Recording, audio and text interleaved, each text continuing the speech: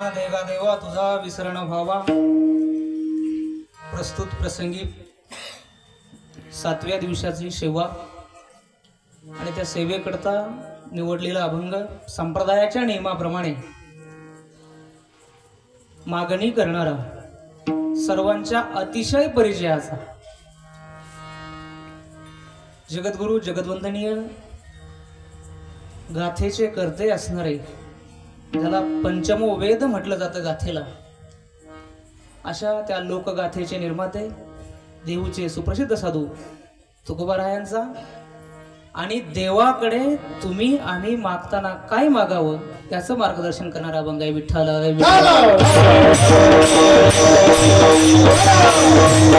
अभंगाचे चरण 4 आहेत। हेची दान देगा देवा हेच दे, दुसरं देऊ नकोस, कुठलं तुझा विसर होऊ देऊ नकोस। तुझा जर मला विसर पडला नाही तर मी तुझा आवडीने गुण गाईन आणि तुझे गुण गाण्याच्या पलीकडे माझी दुसरी कुठलीही मला मिळवायची गोष्ट आयुष्यात नाही। आणि हे करण्यासाठी तुझं गुण गाण्यासाठी मला वारंवार जन्माला यावं लागलं तरी गर्भवासाचं दुःख सहन करण्याची माझी ताकद आहे। सुखाने तू मला गर्भवास दे, मी गर्भवास सहन करीन, फक्त मला एकच दे, तुझा विसर पडू देऊ नकोस। हा या 4 चरणाच्या मागणीपर प्रकरणातल्या अभंगाचा साधा सरळ भावार्थ आहे। कीर्तन संपलं। विठ्ठल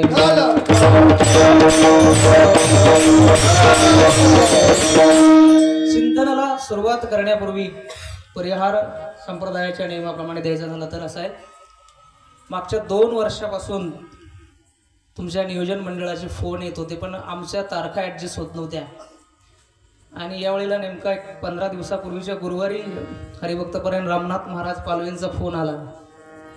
तर नेमकं आमच्या ऑफिसचे काम असल्यामुळे माझा योगायोगाने त्या दिवशी फोन चालू होता ना। मग मी फोन कट केला, मग त्यांचा व्हॉट्सअपला मेसेज आला की 16 तारीख रिकामी आहे का। नेमकी 16 तारीख गेलेली होती तेव्हा। त्यांना म्हटलं 16 नाही आहे पण मी हनुमान जयंतीला येणाराचे मग 22 ठेवतो तुमच्यासाठी। तर ते म्हणे 22 कुठेतरी लिहिलेली असेल, मिळाली तर बघतो। मग मी ते नंतर काही लोक आले त्यांनी मला 23 दिली, मी घेऊन टाकली। तर मग हे काही नव्हतंच ना नियोजनामध्ये।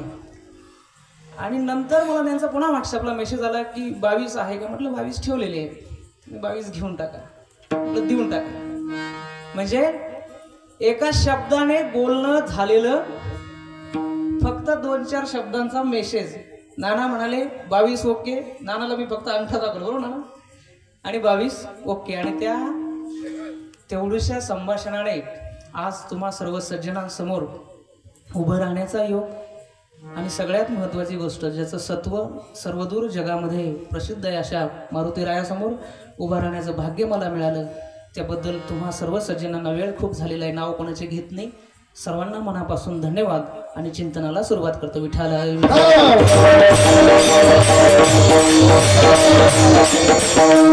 अभंगाच्या चिंतनाचा विचार करताना विषय मांडणारा कोण आहे, का मांडतोय, कुणासाठी मांडतोय, हे 3 मुद्दे लक्षात आले की अभंग उकलत जातो। अभंगामध्ये मागणी करणारे कोण आहेत, बोला पटापट, मी घरचा आहे, घरी असल्यासारखं बोला पटापट। कोण आहे, आणि महिला मंडळ बोललं तरी चालतंय ना। मागणी करणारे कोण आहे, तुकाराम महाराज। तुकाराम महाराजांना कमी आहे का, बरोबर। आपण एखाद्या पाहुण्यांना भेटताना सांगतो येतो आता, लक्षात ठेवा, का तो विसरत असतो। तुमचा पाहुणा तुम्हाला आज उद्या विसरणारा असतो, विसरत असतो, आपण म्हणतो लक्ष असू द्या। व्यावहारिक दृष्ट्या हे खरं आहे। तुकाराम देवाकडे मागतात की तुझा विसर होऊ देऊ नयेत, मग ते विसरलेले आहेत का, बरोबर। अभंगाची भाषा आणि अभंगाचा भावार्थ ह्या 2 वेगळ्या बुद्धीने समजून घेण्याच्या गोष्टी आहेत। विठ्ठल विठ्ठल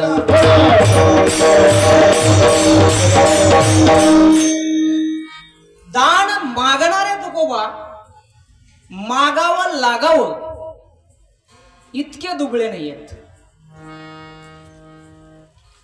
मागणारा कोण असतो? ज्याच्या स्वतःची कुवत नाहीये, ज्याला स्वतःकडे काही नाही तर दुसऱ्याकडे मागतो. तुकोबांच्या सामर्थ्याचा इतिहास जर बघितला, ज्यांनी MA ला इतिहास केला असेल, त्या इतिहासामध्ये गावची प्रशासन व्यवस्था दिलेली असते. त्या प्रशासन व्यवस्थेमध्ये जिल्ह्याचा जो महाजन असतो, म्हणजे आजच्या भाषेमध्ये जी भूविकास बँक असते ना, लँड डेव्हलपमेंट जिल्ह्याची, परगण्याची, त्या पूर्ण परगण्याची भूविकास बँक म्हणजे तुकोबारायांच्या काळामध्ये महाजनकी. ती महाजनकी परंपरेने तुकोबांच्या घराण्यात आहे. वाटण्या झाल्यानंतर त्या महाजनकीची जी सावकारीची खतं मिळाली, ती खतं किती आहेत? सगळ्यांनी खूप वेळा ही गोष्ट ऐकली. 13 गाड्या पत्र आहेत. किती गाड्या? एका गाडीत साधारण आपण 1 क्विंटल कागद धरू, बरोबर? एका क्विंटल मध्ये आपण एकदम हलके हाताने धरा 5,000 कागद आहेत. एका कागदावर 1 रुपयाचं कर्ज आहे. लाख कोटीचा हिशोब सोडून दे. एका गाडीत कागद किती? 5,000. एक कागद 1 रुपयाचा, बरोबर? गाड्या किती आहेत? 14 पंचे 70,000ला त्या काळामध्ये 5 टन सोनं येत होतं. मोकळं सांगतो बरं का, म्हणजे ॲक्युरेट असं व्हॅल्युएशन नाही. त्या 14 गाड्या कर्जाची कागद इंद्रायणीमध्ये नेऊन बुडवणारा माणूस आहे. म्हणजे 5 टन सोनं नदीत बुडवतो तो भिकारी आहे का? तो गरीब आहे का? तरी तो मागतोय, म्हणजे त्याच्या मागण्या मागे काही वेगळा अर्थ दडलेला आहे. विठाला विठाला.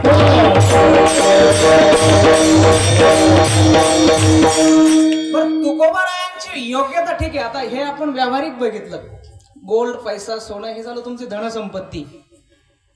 आध्यात्मिकतेच्या बाबतीमध्ये कमी आहेत का? रामेश्वर भट्टासारख्या दशग्रंथी ब्राह्मणाने म्हणावं, तुमची तुलना करायला जर गेलो ना, तो गीता तुलनेसी काय? तू गीता तुलनेसी ब्रह्म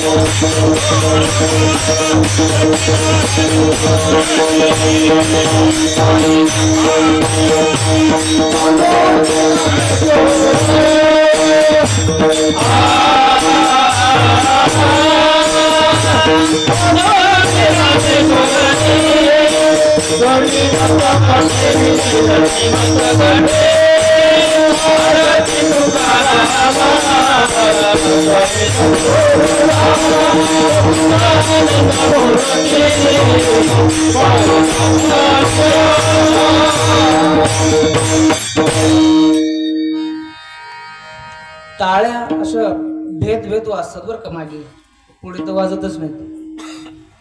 जेव्हा जेव्हा भजन होईल ना, आता बघा फक्त 1 तास बाकी आहे, दणादण टाळ्या वाजवायच्या. कशा?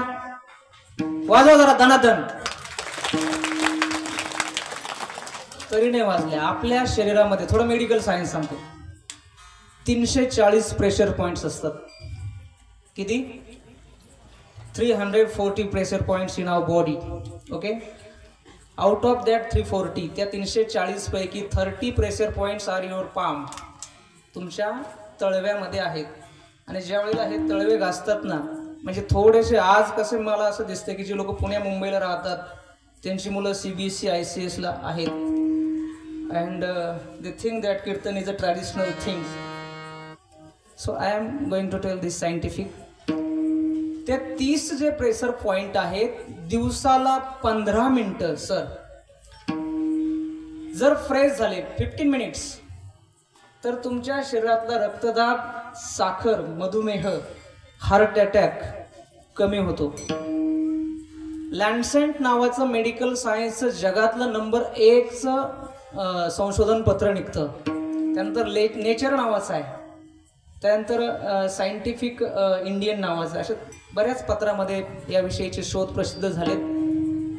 तुका म्हणे नाही विश्वास ज्या म्हणी. आता इथे पाहावे पुराणी विचारवणीच्या ऐवजी मी म्हणेल तुका म्हणे नाही विश्वासाच्या म्हणी त्यांनी पाहे गुगल करून. हे विज्ञान आहे. त्याच्यामुळे आमच्याकडे शहरामध्ये हास्य क्लब आहेत ना, म्हणजे ते लोक गार्डन मध्ये जमा होतात. आता खेडकर सरांना माहिती झालं, उगा हॅ हॅ हॅ हॅ करत हात काय करतात. बरं आपल्यासारखे नाही, म्हातारे एकदम बाया म्हातारे हॅ हॅ हॅ हसतात. त्यानंतर क्लॅपिंग क्लब आहेत. काय ते रस्त्यावर टाळ्या वाजवणारी एक जमात असते ना, त्यांचा मागे एक सर्वे झाला, त्यांना कोणालाही कधी हार्ट अटॅक आलेला नाही. का आले नाही याचा रिसर्च केला तेव्हा कळलं, त्याचा तो प्रेशर पॉइंट प्रेस होऊन त्याचा हार्ट स्ट्रॉंग बनतं. तर शहरामध्ये लाफिंग क्लब आहेत आणि क्लॅपिंग क्लब आहेत. 15 मिनिटं हे हे हे खडखड खडखड हे हे हे हेच चालतं. ओके, त्याच्यामुळे आता 1 तासामध्ये कमीत कमी 10 वेळा विठ्ठल विठ्ठल होईल. 30-30 सेकंदाचं म्हटलं तरी 5 मिनिटं क्लॅपिंग होईल. आपलं ते रविंद्रनाथ टाळ्या वाजवायचा, जोरात टाळ्या वाजवायचा. मी सांगत होतो मुद्दा तुकोबारायांचं सामर्थ्य काय. तुम्हाला ब्रह्माशी जर तुलना केली तुमची, तुमच्या ज्ञानाची, तर ब्रह्म आणि तुका इक्विव्हॅलंट आहेत. ब्रह्म तुका सिया, दॅट इज वाय दोघांचं वजन सेम आहे. जगामध्ये माझ्याकडे 10 कोटी असतील, पैशाचा अहंकार असतो, पण 10 कोटीवाला 11 कोटीवाल्यासमोर झुकतो. पण ज्याने 2 पुस्तकं जास्ती वाचलेत ना, तो जगाच्या बापासमोर झुकत नाही. विठाला विठाला. जगात अहंकार नाही असा माणूस नाही. माऊली खूप सांगतात, नवल अहंकाराची गोठी, अज्ञानाचे न लागे पाठी. विशेष आत्मज्ञानाचे न लागे पाठी. हा, सज्ञानाच्या झोबे कंठी नाना संकटे नाचवे. अज्ञानी आहे त्याच्या पाठीमागे लागत नाही अहंकार, पण ज्याला ज्ञान झालं त्याचा गळा पकडतो. काय पकडतं? आणि त्याच्यामुळे तो नाना संकटामध्ये नाचतो. रामेश्वर भट्ट दशग्रंथी ब्राह्मण आहे. तत्कालीन सगळ्या विद्वानांचा चीफ कमांडर आहे. तुकोबारायांची गाथा बुडवण्यापासून सगळ्या ज्या पनिशमेंट दिलेल्या आहेत त्यांनी, न्यायमध्ये न्यायसभेचा प्रमुख आहे. त्याला उपरती झाल्यानंतर तो म्हणतोय की तुम्ही ब्रह्माच्या लेवलचे आहात. म्हणजे आपल्याकडे कसं असतं, कोणी कोणाला काही पदवी देतं. हे विनोदाचार्य, हे रामानाचार्य, हे भागवताचार्य, आमची छाती बघू द्या, आपण रामानाचार्य झालो.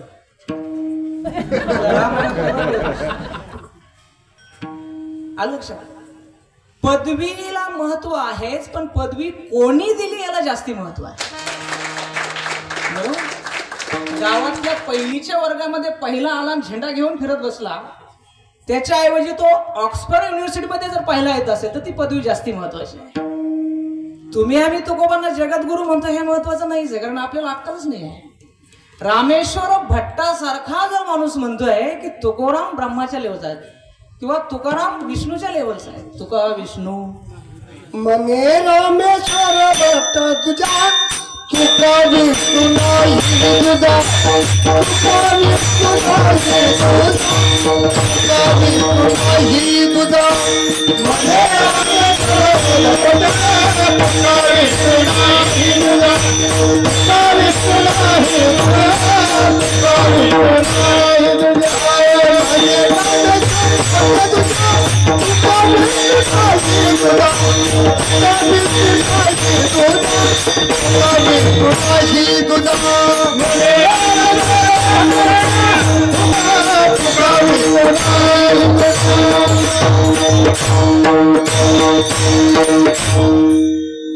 सामर्थ्याच्या बाबतीमध्ये गल्लीतला पुढारी स्वतःला मोठा समजत असेल ती मोठी गोष्ट नाही.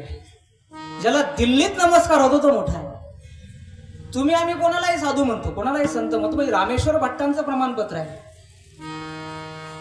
खूप सगळे प्रमाण आहेत. अनुरणूया थोगडा तुका आकाशाई बुढा, किंवा स्वतः तुकोबरायांचा कॉन्फिडन्स आहे. वेदांचा तो अर्थ हमासीची ठावा. बाबा भारमाथा.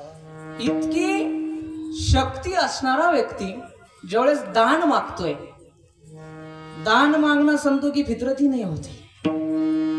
एवढं तुकोबरायांचे शब्द आहेत. वडिलांची रीत जाणत असो, काही मागणे हे आम्हा अनुचित. काहीतरी मागणं हे आमच्यासाठी अनुचित. भिक्षापात्र अवलंबणे जळोजिने, जळ असं जिने मागून जगायचं, मेलेलं परवडलं मागून जगण्यापेक्षा. मागायचंच नाही. तरी तुकोबराय मागतात. याचा अर्थ हे मागणं काहीतरी पलीकडचं आहे.